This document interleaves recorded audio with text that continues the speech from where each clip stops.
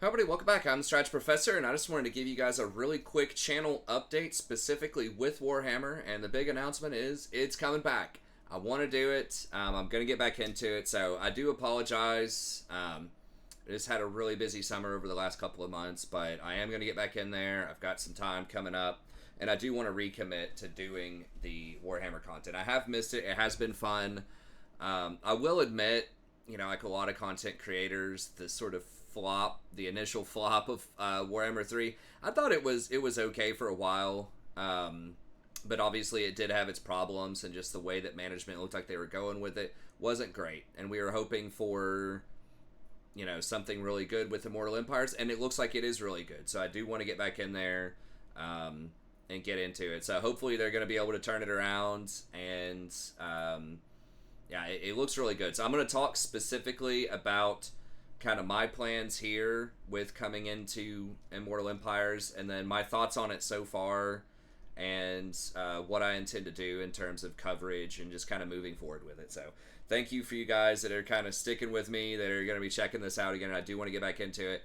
I have noticed, though, despite such an uproar about Warhammer 3, being bad on release, a lot of Warhammer content creators have exploded in popularity, right? Like Legend of Total War is just bringing in huge numbers streaming, and he's just got a massive subscriber count. And then I like just everybody, who is it, like the Milk and Cookies Total War. It just seems like almost everybody has just had an explosion in growth, like double or something, especially after Warhammer 3 came out, despite it being a flop. So that's a little weird that like the numbers are down. I guess people like watching the content for it, but just maybe not playing it as much. I'm not sure what's going on there, but the game's definitely still alive and well, especially from a content creation perspective.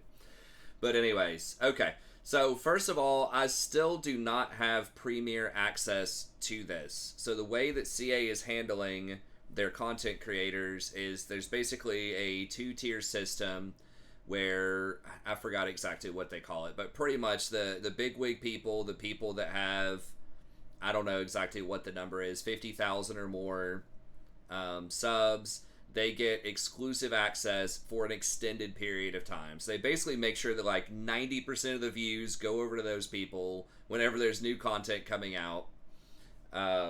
So they get access for like a month or so early. So that's what you're seeing right now with people like Legend of Total War, Milk and Cookies, and all kinds of other, these big content creators are getting access to battles, so they can go in there, they can see all the stats on everything, they can release content for you. I don't have access to that.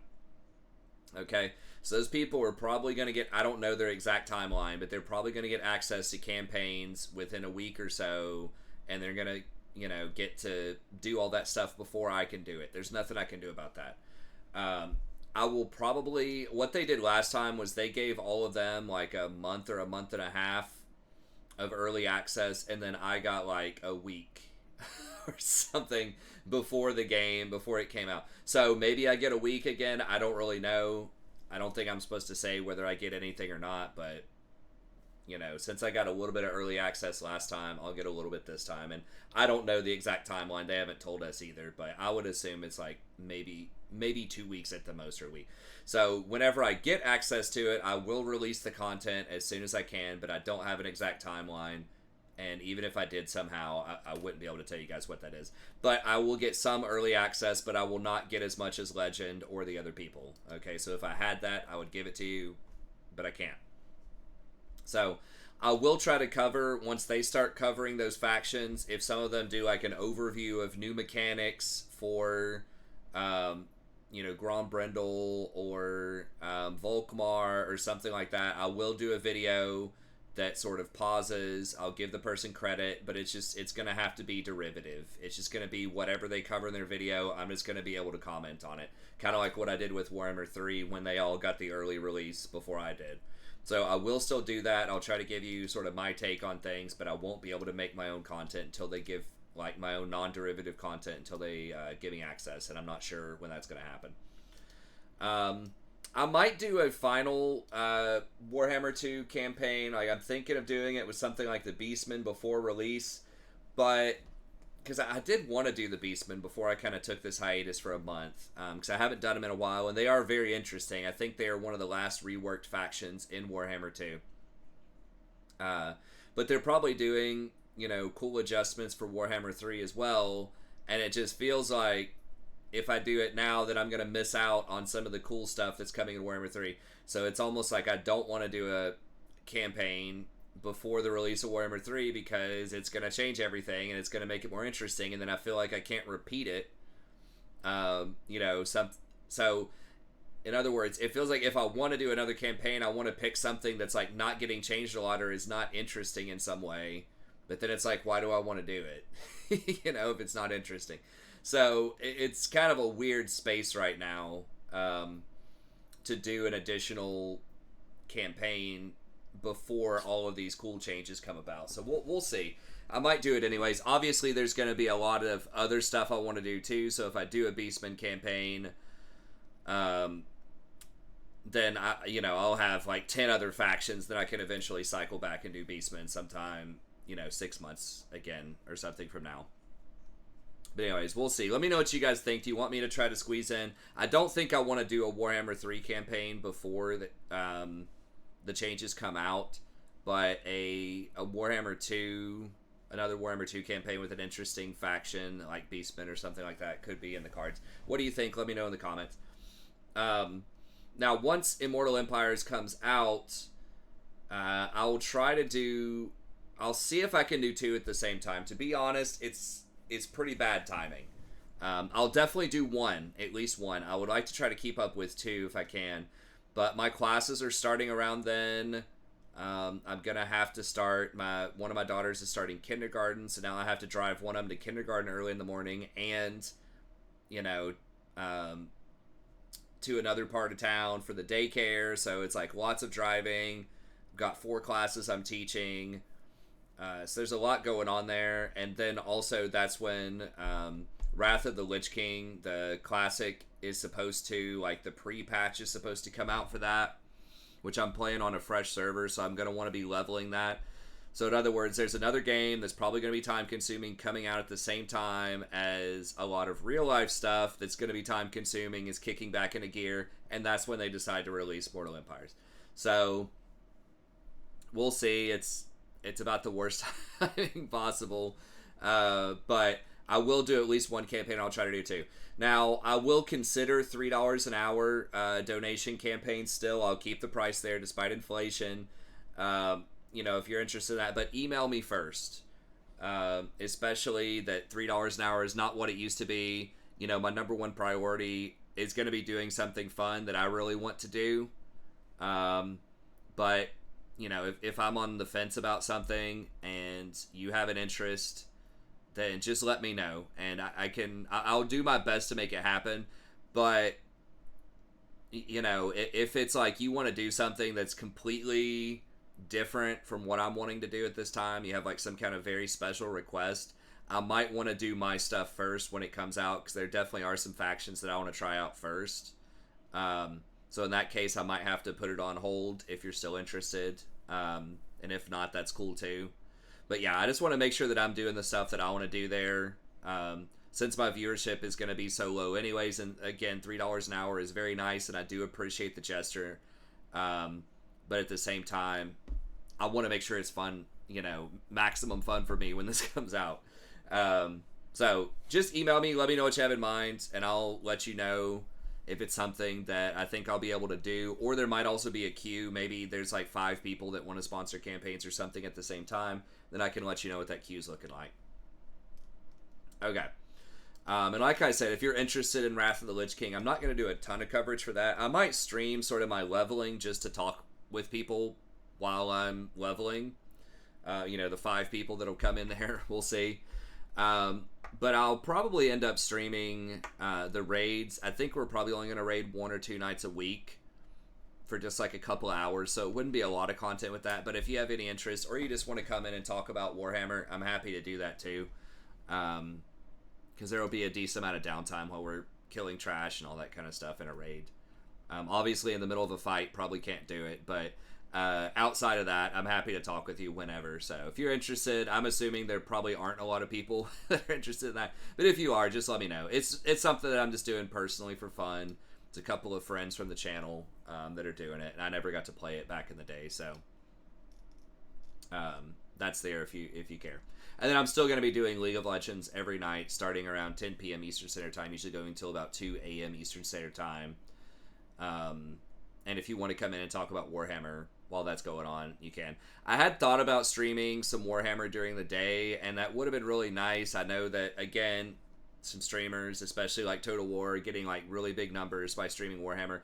Maybe I'll be able to do that some when Immortal Empires comes out. It's just really, really hard with my sleep schedule right now to do it, because I wanted to do it in the afternoon, but when my night stream ends at like 2, the big wrench and everything is that I have to get my daughters ready and take them to school, start it from like 6 a.m. to 8 a.m. And that's really, really hard, like on my sleep schedule. I'd have to go to sleep at 2 and then get up at 6, so like 4 hours of sleep, take them in at 8, get home by like 8:30, go back to bed, get another 4 hours of sleep, by like 1, and then get up and start streaming. It's possible, but it's splitting my sleep.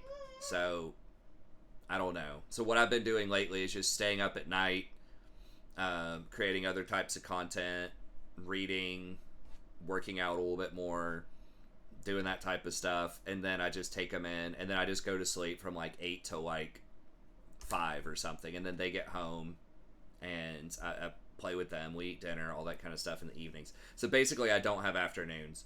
But when school starts, I'm going to have to, it's going to be kind of wacky, because 2 days a week I will have to be awake during the afternoon, because I'll be teaching classes on Tuesday, Thursday. So I don't know, it's kind of up in the air, but it's really having to take them in the morning that is making it challenging to do like afternoon streams or other things that I like to do. Okay, but it is what it is. I'll keep you posted. There's a chance maybe I can stream some Immortal Empires during some evenings, or maybe some afternoons. I'll just have to keep you posted about it. Maybe on the weekends. Maybe we could at least stream it for Saturdays and Sundays for a couple hours or something. We'll see how it goes. Let me know in the comments if I know a lot of people that watch my content would probably like to watch a stream, but we'll just see how it goes. Okay, thoughts on Immortal Empires so far? I think it's looking great. I think that this is what everybody wanted all along. They've changed their rhetoric. Now it sounds like they are fully committed to making this game great for years to come, and that's not what it sounded like before. It sounded like they were basically done with the game. There's going to be a couple of updates over the next couple of years. Like, if you watched any of my past videos before I went on the break, it didn't sound good. The rhetoric was very bad. It was bad PR. And it just sounded really defensive. Like, Warhammer 3 is a good thing. We're just going to iron out a couple of these bugs. Immortal Empires is like this extra new content. But they didn't give any details about it. And it was just like, hey guys, get over it. Like, this is a good game. We're doing the best we can type of stuff. Now it sounds much more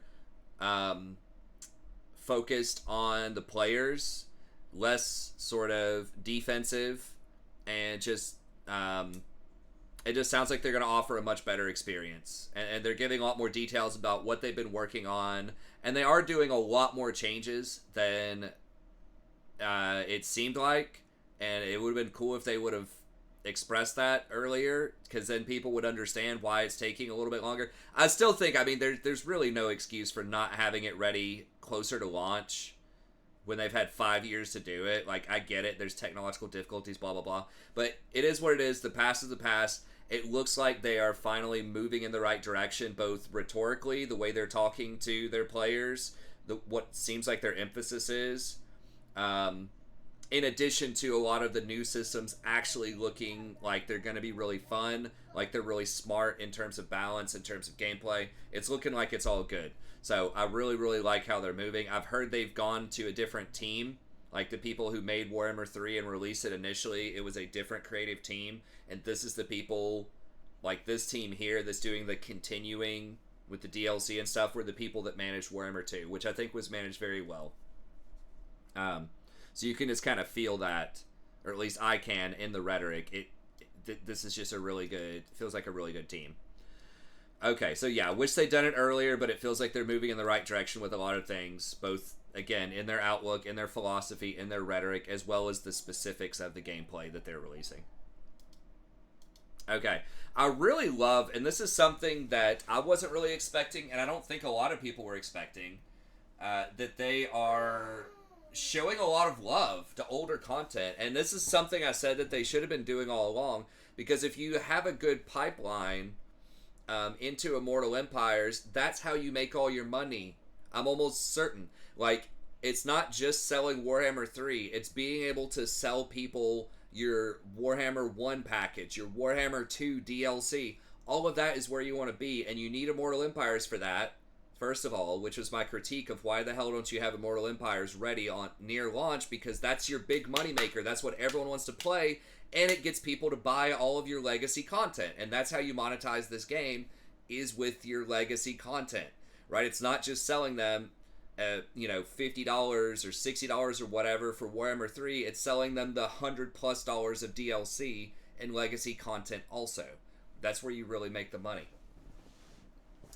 So this team has figured that out, and they are revamping a lot of the older legendary lords to make them much more appealing and to modernize them. Now, I still like a lot of the old lords, and I like their playstyle. You know, I like Vampire Counts. That's probably one of my top 5 factions. I really like Empire, at least their units. I think they have a very interesting roster, and there's lots of different diverse ways you can manage them. I don't know that I'm necessarily a fan of the diplomacy system. I kind of like it, but it sort of discourages aggression. It can make the game a little bit simple, although I think they've changed it around to give you more interesting scenarios. But I love that they're giving a lord that's traditionally doesn't get a lot of love, like Volkmar. I don't have a lot of details on it yet, but they're throwing him down in the desert, and they're giving him what sounds like new mechanics, new objectives, all of this kind of stuff to really make him feel like a fanatic new faction. Because the thing was with Volkmar, like, almost no one wanted to play him. Like, almost never saw anyone playing him.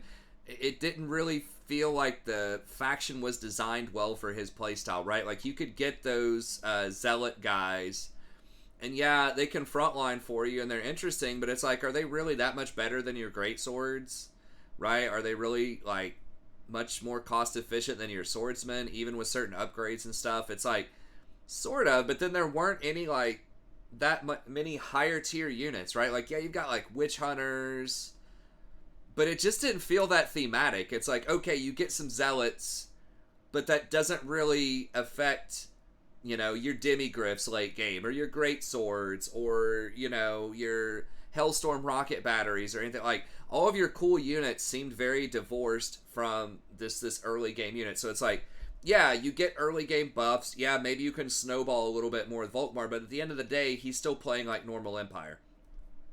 So I like that they're trying to do that. Now, I don't have the details, but I think that's cool. They're doing something similar with Grombrindal. They're throwing him up in the north. We'll talk about the map here in just a second. But I love they're throwing him up north. They're giving him not only his, and it's the same thing with Volkmar. They're giving these lords not only a new starting position, which makes them feel fresh, but like a dramatically different starting position, right? Where like dwarves almost never face dark elves. Okay, Rory, hang on.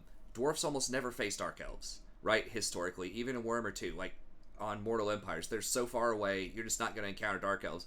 But now Grombrindal is right up there with the dark elves, which is cool. And then you've also got, some beastmen up there. Dwarves don't always run into beastmen. You've got some Norskin factions up there, so it's just a completely different vibe. Now, this is predicated on the fact that he had better have winter climate, and that Volkmar better have desert climate, right? Like, climate plays into a lot of things, and some factions, despite starting in a new location, can feel like they really suck based on the climate. So a great example of this is, I can't remember his name, but the Tomb King, the exiled guy that starts in the upper left, probably the worst lord in the game to play. I've played his campaign twice. People had donated for it just because he was so obnoxious. But he starts off in a little strip of desert up there, but everything else is yellow. The mountains are yellow. The snow is yellow. Everything's yellow. And so it just makes the experience feel really bad. Like, it's challenging, but for the wrong reasons. It's annoying, is what it is. Like, some factions are challenging, but fun with the challenge because you're doing a lot of fighting, and as long as you're playing well, you can advance. And it can still feel like a rewarding, interesting experience. But when you're just having to like hole up and play defensive because you're resource starved the whole time because everything's yellow and everybody hates you and blah blah blah, it can be frustrating too. So it's a delicate balance to walk between challenging for good reasons because you're going to have difficult fights versus challenging because you're forced into a playstyle that's inherently not very fun because it has to be really defensive and forces you into certain kinds of units and that type of thing. So anyways, hopefully they have the right weather, but I'm really excited about what they're doing with some of these older lords. Grombrindal, Volkmar, Helmengorst, they're, throwing him over near like the End and Koresh area. So I like that they're throwing a lot, and they're throwing a Bretonnian down in Lustria as well. I'm not a big fan of Lustria in general, just because the movement is really annoying and there's a lot of backdooring that goes on down there.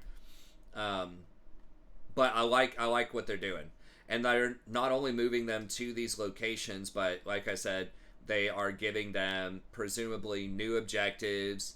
I don't know if they're giving them new units, but they're probably giving them new technologies, I would imagine. Maybe new skill trees and stuff like that to emphasize certain kinds of units. Hell, they might be giving them new units. I don't know. If they did, that'd be sweet. But even just tinkering around with the technologies and that type of thing is good. I think a good, what I hope they're using as sort of a paradigm for this that worked really well was the human guys that were sent down into the jungle. I can't remember his name, but the expedition dude, I thought that was very, very well done in Warhammer 2. The fact that he's still Empire, he has Empire units, but he feels very different because he has constraints on the kinds of units he can get, and you have very active choices on which types of units and which playstyles you want. Do you want the artillery? Do you need some, do you need some cavalry here? Do you want elite infantry? All of these were choices, and you had to play very aggressively in order to get the resources to get the most out of those choices, but that aggression also made the campaign more challenging because more people would come at you. So I thought that was very well balanced, where it's still Empire, but it feels very different. It made sense lore-wise. You had little objectives you were trying to get. You get your little heroes, get them to come to your army. They had a fun little narrative with them. I thought that was like A++ way to sort of reinvent an older faction. So hopefully they're going to be doing stuff like that again with these new lords. Again, as of this video, we don't have details on that yet, I don't think, but when that comes out, I'll do one of those derivative videos where I talk about what someone else said who has access to the content. Anyways, so this is probably the most exciting and most unexpected thing for me, is just how they're reworking a lot of these legendary lords. I mean, there's probably at least 6 or 7 of them that look like they're getting a pretty significant rework. It's basically like new DLC is what it sounds like, just about, like free LC. Okay, fast travel with the sea routes. Again, I don't know a ton of details about this. I know there are certain places on the map where you can fast travel. It said it takes you a few turns. If that's like 5 turns, that's kind of feels bad if your legendary lord or really anyone's off the map for 5 turns. But if that does open up certain possibilities, maybe. But that's a steep cost. Like, why would you do that under most circumstances, right? I mean, maybe once you've already got the game locked up, you could maybe try to go somewhere else. But at the end of the day, if it's 5 turns, why would you not just conquer more contiguous property, right? Like near you, and just branch out from there. Like, I was hoping, maybe 1 or 2 turns that your lord takes to like sail somewhere else, or just like instant teleports over there. That might be OP, but I was thinking something closer to like Wood Elves, right? Where you have access to something like a sea lane every so often. You can't do it all the time, but maybe 10 turns, but it's instant where you go over there. So I really liked how they changed the Wood Elves and gave them a lot of mobility, but there was risk involved with it, and you can only do it so often. I think that's a much better mechanic than what it sounds like here, where you're basically off the map for 5 turns. I also like the rifts. I didn't like the corruption the rifts caused in Warhammer 3, and maybe the predictability of the rifts. I'm torn because it does let you go towards other places, but at the same time, it basically just became in Warhammer 3 with the rifts enabled. You just dogpile, if you're going for a domination victory, you just dogpile the Empire and just kill them because they're the weakest ones in the early game, especially if you're one of the Chaos Gods. But so would it become that if they just had something like rifts in Immortal Empires, just everybody go to the weakest part of the map? It might. So I don't know. The fast travel is difficult, but at least they're looking at it, and it sounds like it's maybe interesting that they're just going to have to think about how to balance it. But I really like that they added that in. Another thing, so I talked about the variety of win conditions. We don't know a lot about that, but it sounds like with Volkmar, Gorst, Grombrindle, all that, they might have, especially Gorst and Volkmar, sound like they're like collecting things or something like that. It's just always pretty fun. But they have mentioned as well diverse end-game threats, and I don't know how this is going to work, but like a bunch of Skaven coming up or undead coming back. I like that idea. They started doing that a little bit with the Chaos factions. Like, it started spawning with some Beastmen and I think even some Skaven and things like that. But they always spawned in the same place, right? Like, they always spawned in the northeast of the map, and they would spawn at the sea.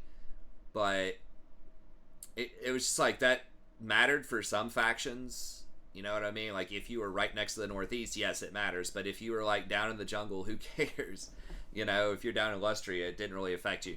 So I hope that they will come after the player, and it will make it a lot more challenging to manage it as a player in the mid-game. Because you need something to shake it up. You know, once you have 5 provinces, it's really hard to lose games in the mid-game. So now they've tried to do that by, you know, just making the other factions more hostile to you, right? Like giving you diplomatic penalties and all that stuff. Like greater, whatever they called it, great threat penalties. And that's okay, but I do like just having stuff spawn, like evil stuff spawn and come try to get you is cool too. So I like that about the Vortex campaign, that you would have stuff spawning and you would have to go deal with it to some extent. As long as it's not too annoying where they're constantly backdooring you and you have to stop what you're doing like completely on the campaign and go back and deal with it. But I think some kind of balance where you have some stuff show up, present some threats, and just kind of shake it up a little bit so that you're not as secure as you think you are once you have like 5 provinces. Doing that without feeling bad, because you want to feel like you're making progress in a game like this, right? Like you are snowballing, you're like, wow, I'm more powerful, I'm getting access to more things, blah, blah, blah. But you don't want to be so powerful that the game, it's a foregone conclusion you're going to win. What is it? Oh, that's really fun. Want me to help you out with that? Yes, Okay, there you go. Oh, are you showing up? pumpkin. Are you a little pumpkin? Pumpkin. Okay. So yeah, I really like that aspect. I hope there is some kind of RNG to it. Like, they should be coming after you the whole time, but what they're coming with could be interesting. And it maybe even if it relates to the kind of conquest you've been doing or the kind of faction that you're playing, that might be kind of cool if it's like Undead coming back or Skaven coming back, or, you know, just something like that. It could be cool. But some kind of where it's not the same thing every time would be sort of cool. At least factional differences, if not some kind of RNG, like you have 1 of 3 scenarios that could happen to you if you're playing Empire. Something like that would be cool too, but we'll see. But anything that sort of shakes it up and gives you some extra threat in the mid-game, forces you to make some interesting decisions, would be nice. It does look like they are potentially adding at least 2 more races, End and Koresh. I would be willing to bet Nippon, which is like based on Japan. I think End is based on like India lore. I don't know what Koresh. That's supposed to be based on Kashmir or something. I don't really know. And I still think that Araby, like they've mentioned Araby has shown up in a bunch of like are on like items and tooltips and stuff like that. And when they were doing that with Cathay, right? So when we saw Snitch come out, there was like Cathayan Kung Fu or something was one of his skills, and it was like, okay, they're mentioning Cathay there. They're probably bringing in Cathay, right? So they've name dropped Araby. There are places on the map called Araby. So I think at some point they will do Araby. They do have a desert region, I believe, on the Warhammer 3 map. And like the just south of where Cathay is. I think that's a lot of like Badlands desert stuff. So that's where Cathay would come in. I think in Warhammer 2, maybe they just didn't want 2 desert factions or something, or they just ran out of development time. They didn't want to do Tomb Kings and Araby. I'm not really sure. But this would be my guess, is I think they will do at least these 4. And if we look at the map here, and that kind of segues into the most interesting wards to me right now. So I'm going to have to look and see how they play and like sort of what's going on. But these are the things I would be most likely, I would most enjoy if you want to sponsor one of these, or that I'm most likely to play early. Sigvald or Nakari, because I really do love Slaanesh. I think Slaanesh is awesome. Gorst, Snitch, Grombrindle, and Volkmar. I'm not sure that it's necessarily in that order, but I've got it listed here. So this is, again, as of the date of the recording of this video, Sunday, I think the 16th or 17th. I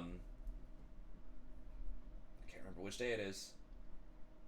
17th. Sunday, July 17th.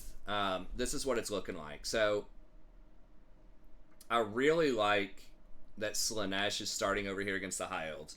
And I think that'll be fun because you don't get to play against any High Elves in Warhammer 3. And, like, immediately you're going to be facing down some High Elves.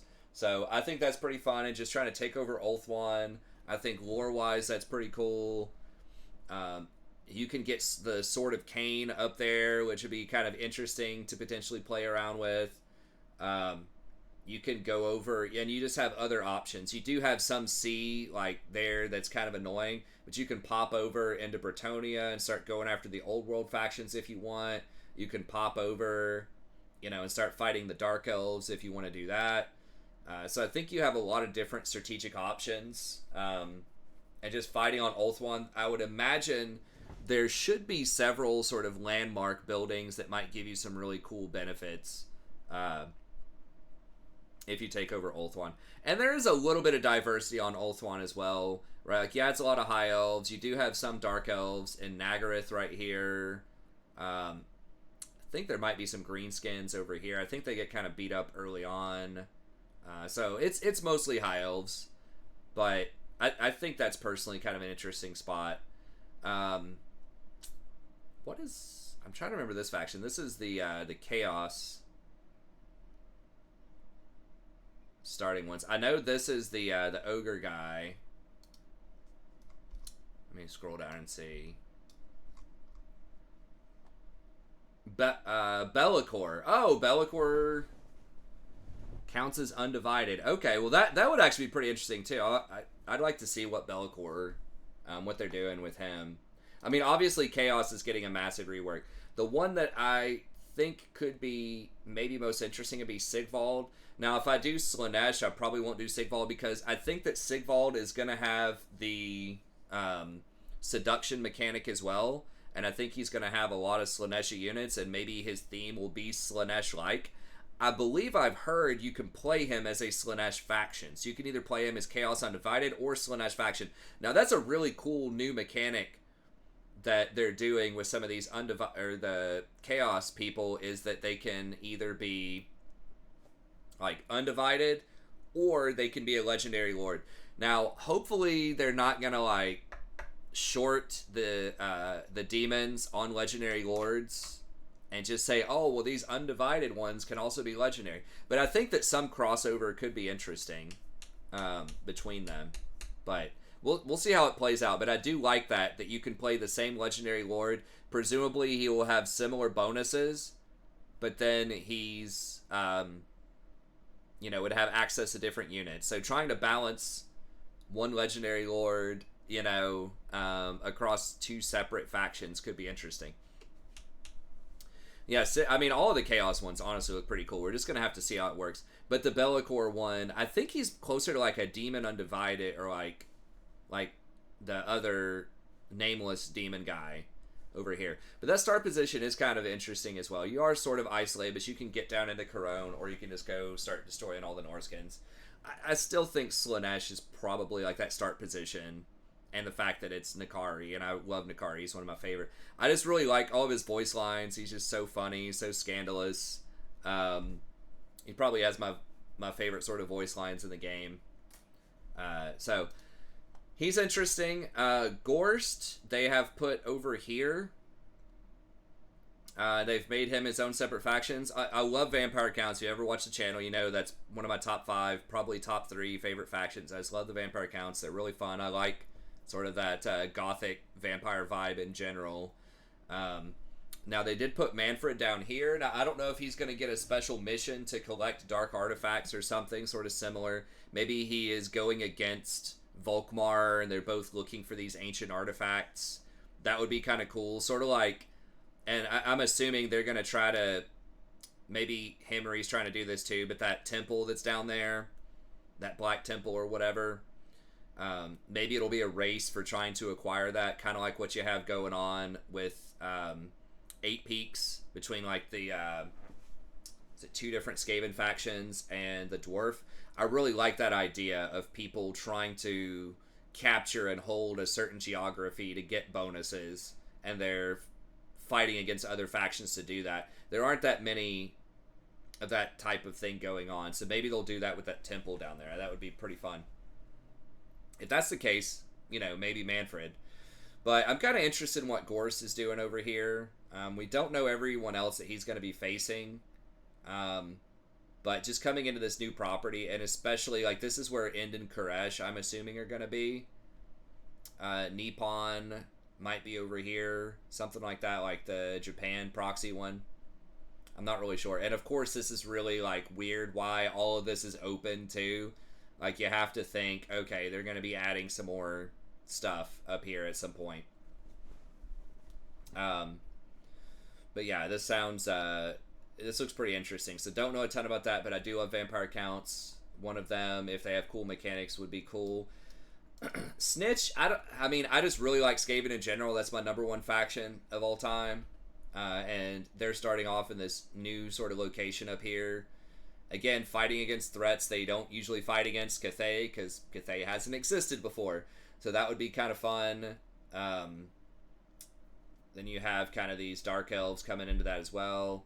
So it'll be interesting to sort of see what happens over here. But Snitch, I think, is kind of cool. Grombrindle, like I mentioned before, him being like way up here, fighting against, you know, Dark Elves, Beastmen. He is kind of pinned into a corner, which is okay. He doesn't have as many options for like where to go and where to expand, but it's also a pretty defensible area in general.